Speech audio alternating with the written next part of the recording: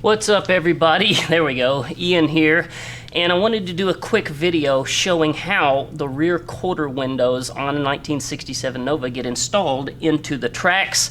I'm going to do this because I assume that this track system is probably very similar for a whole lot of cars from the 60s and 70s that have quarter windows, and this would be a terribly difficult job if you were trying to do this with the quarter panels on the car.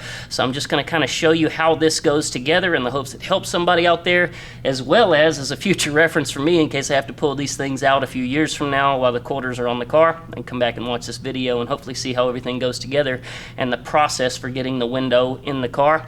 It's kind of tricky. So here's what we've got. This is our quarter window, and we've got like a 6-inch long female open track right here.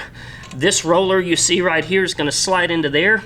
This is the roller that actually goes up and down and makes the window go up and down. Mine are electric, but yours might be mechanical. Doesn't really make any difference. You're just going to be rotating a knob, whereas I'm hitting a switch.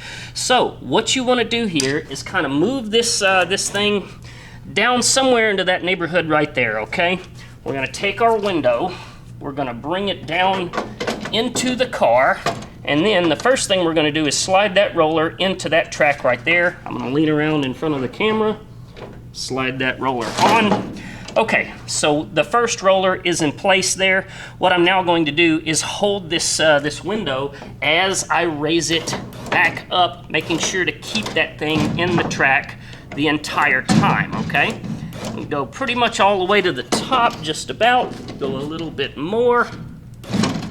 Okay, and at this point, what we've got to do is we've got to get these two rollers into these two tracks.